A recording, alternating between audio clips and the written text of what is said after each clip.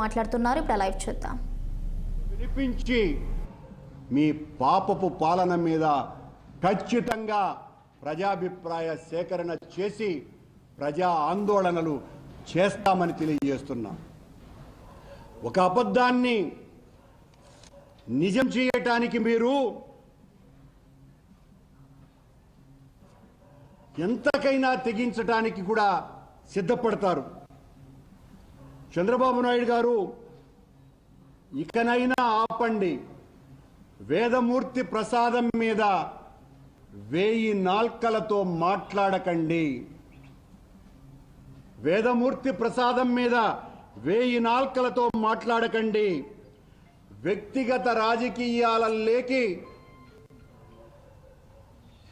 శక్తిమూర్తిని తీసుకురాకండి. చాలా పాపం చేశారు. మీరు ఒక మాట మాట్లాడతారు, మీ కూటమి సభ్యుడైనటువంటి పవన్ కళ్యాణ్ గారు మరొక మాట మాట్లాడతారు. మొన్నేమో ఆయన దుర్గగుడి మెట్లు ఊడుస్తూ మమ్మల్ని అననారటువంటి మాటలు మాట్లాడి హైందవ ధర్మానికంతా కూడా సనాతన ధర్మానికంతా మేమంతా కూడా చాలా వ్యతిరేకంగా పనిచేస్తున్నామని, ఆయన ఒక్కడే హైందవ ధ్వజస్తంభం అని, సనాతన ధర్మపీఠ లక్ష్యమే తన ధ్యేయంగా అని పెద్ద మాటలన్నీ కూడా యాక్షన్ చేస్తూ మాట్లాడినాడు. నిన్న మళ్ళీ వెంకటేశ్వర స్వామి దర్శనానికి వస్తున్నారు. ఆయన దర్శనానికి వస్తున్నారు కాబట్టి ఆయనకు అనుమతి ఇవ్వటం ఇవన్నీ కూడా సాదాసీదగా జరిగిపోవటం మంచిది.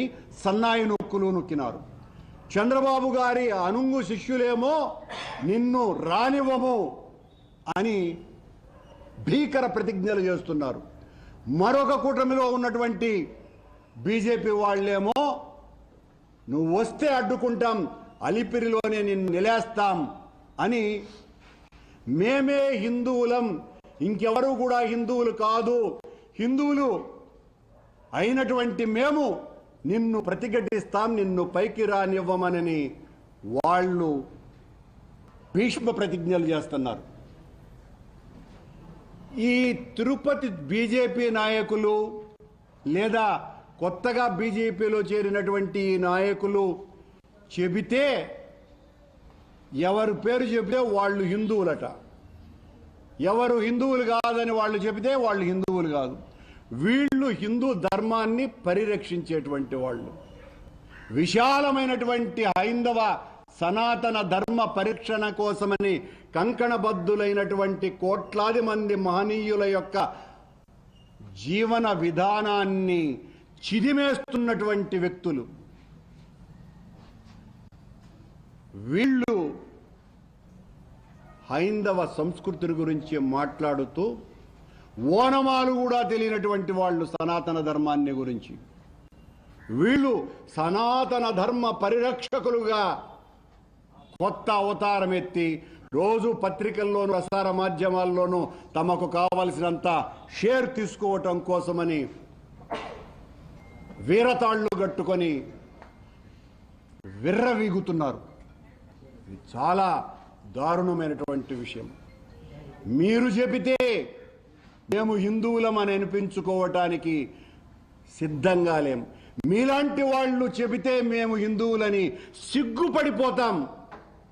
మాకు భగవంతుని మీద అచంచలమైనటువంటి విశ్వాసం ఉన్నది.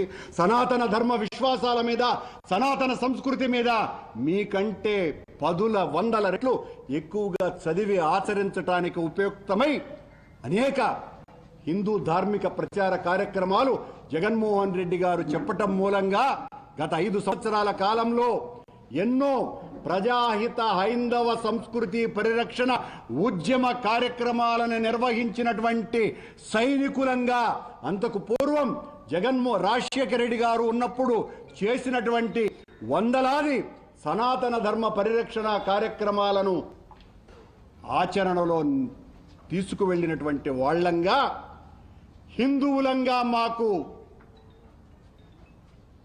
ఎనలేనటువంటి హక్కు ఉన్నది, మేము హిందువులము అనని. మీరు చెబితే మేము హిందువులం కాము. మీరు చెబితేనే హిందువులమైతే దానికి సిగ్గుపడిపోతాం. మీలాంటి వాళ్ళ చేత హిందువులం అనిపించుకోవటానికి మేం భక్తి పరులం. మేము సనాతన హిందూ ధర్మాన్ని పరిరక్షించటానికి స్వామివారు నిర్దేశించినటువంటి ప్రతి కార్యక్రమాన్ని చేసినటువంటి వ్యక్తులంగా ఆ స్వామివారి దర్శనానికి ఈరోజు వస్తున్నటువంటి మా నాయకుడు జగన్మోహన్ రెడ్డి గారిని అడ్డుకునేటువంటి ప్రయత్నం జరుగుతున్నది అనంటే చంద్రబాబే ప్రకటన ఇవ్వాలి, జగన్మోహన్ రెడ్డి గారిని సాదరంగా కొండకు పంపించండి అని. ఒక్క ప్రకటన లేదు. ఇంత జరుగుతున్నా నీ పోలీసు వాళ్ళు మొత్తం రాష్ట్రంలో ఉన్నటువంటి రాయలసీమలో ఉన్నటువంటి నాయకులందరినీ కూడా కట్టడి చేస్తున్నారు. తిరుపతిలో ఉన్నటువంటి చంద్రగిరిలో ఉన్నటువంటి మా కార్యకర్తల్ని నాయకులను అందరినీ కూడా ఇంటి నుంచి బయటికి రాకూడదని బెదిరిస్తున్నారు. తూతూ చర్యగా మీకు సంబంధించిన వాళ్ళకు కూడా ఊరికే నోటీసులు ఇస్తున్నారు. మొన్నేమో నన్ను గరుడ విగ్రహం దగ్గర మీరు మాట్లాడడానికే వీలు లేదు అని అంటే ఆ వెంటనే 15 నిమిషాలకు తెలుగుదేశం వాళ్ళు వెళితే అదే పోలీసు వాళ్ళు వీరదండం వేసి వాళ్ళ చేత మాట్లాడించినారు. అంటే మీ వాళ్ళు ఎలా ప్రవర్తిస్తారు అని చెప్పడానికి ఇది ఉదాహరణగా చెప్తున్నా. శ్యామలరావు గారిని నేను మరొక ప్రశ్న కూడా వేస్తున్నా. అయ్యా, నువ్వు ఒక లోడును పట్టుకొని అదేదో ఎన్డీడీబీ రిపోర్టు వచ్చింది అని చెప్పి నిలిపేసినామని చెప్పిన తరువాత ఇప్పటి వరకు మా దగ్గర సరైనటువంటి ల్యాబ్ లేదు అని చెప్పినటువంటి నువ్వు ఈ 2 నెలల కాలంలో నెయ్యి సరఫరా చేయనే లేదా, తీసుకోలేదా? ఈ ప్రశ్నకు సమాధానం చెప్పాలా. అంటే ఎలా లోపలికి వెళ్ళింది? ప్రతి ట్యాంకరు ఎన్డీడీబీ రిపోర్ట్ తీసుకున్నదా? ఆ రిపోర్టులు ఎక్కడా? లేకుండా మీరు ట్యాంకర్లు ఎలా లోపలికి పంపించినారు? ప్రతి వారము ట్యాంకర్లు వస్తాయి, అవన్నీ లోపలికి ఎలా వెళ్ళాయి అన్నటువంటి సమాధానం ఈ ప్రభుత్వం చెప్పాలా, చంద్రబాబు నాయుడు గారు చెప్పాల్సిన అవసరం ఉన్నదేనని ఈ పత్రికా సమావేశంలో చెప్తున్నా. మా నాయకుణ్ణి అడ్డుకుంటే సనాతన హైందవ సంస్కృతిని వ్యతిరేకించినట్టే, సనాతన ధర్మాన్ని మరింతగా హింసకు గురి చేసినట్టే. మా నాయకుడు కొత్తగా దర్శనానికి రావటం లేదు. గతంలో ఆయన ప్రతిపక్షంలో ఉన్నప్పుడు ఒకసారి ఎంజీ గోపాల్ ఈవుగా ఉన్నప్పుడు ఆయన వీడియోలో మాట్లాడింది కూడా ఉన్నది. ఆయన చేత మీరు డిక్లరేషన్ తీసుకున్నారా అంటే ఆయన సాంప్రదాయ దుస్తుల్లో జగన్మోహన్ రెడ్డి గారు దర్శనానికి వచ్చిన తరువాత ఇక అడ్డుకునేది ఏమున్నదండి? ఆయన చాలా సాంప్రదాయమైనటువంటి హిందుత్వ ధోరణిలో స్వామివారిని దర్శనం చేసుకున్నారు అన్నటువంటి ప్రకటన కూడా చూడండి. చంద్రబాబు గారు అడ్డుకుంటున్నటువంటి వీరతాడు వీరులారా అని మీకందరికీ కూడా తెలియజేస్తున్నా. ఇలా స్వామివారికి అత్యంత ప్రీతిపాత్రంగా ఎంతో భక్తితో 5 సంవత్సరాల పాటు పట్టు వస్త్రాలు సమర్పించినటువంటి వ్యక్తిని, పుష్కరాల సమయంలో సాంప్రదాయ పద్ధతులలో అయ్యవార్ల సమక్షంలో తన తండ్రికి పితృమూర్తులకు పిండ ప్రదానం చేసినటువంటి జగన్మోహన్ రెడ్డి గారు, గంగా నది పుణ్యస్నానాలు చేసినటువంటి జగన్మోహన్ రెడ్డి గారు సాంప్రదాయ వేషధారణతోనే ఏది చేస్తే మీరు సంతోషిస్తారు, ఏది చేసినా సంతోషించరు. మీ వెనక రాజకీయ కల్మషమున్నది, రాజకీయ కుతంత్రం ఉన్నది, కుట్ర ఉన్నది, అమలినమైనటువంటి మానసిక స్థితి మీది. కనుక ఏం చేసినా కూడా మీరు వ్యతిరేకిస్తారు. మీ వ్యతిరేకతను మేము లెక్క చేసేదే లేదు. మా నాయకుడు ఖచ్చితంగా దైవ దర్శనం చేసుకొని వెళతారు అని తెలియజేస్తున్నాం.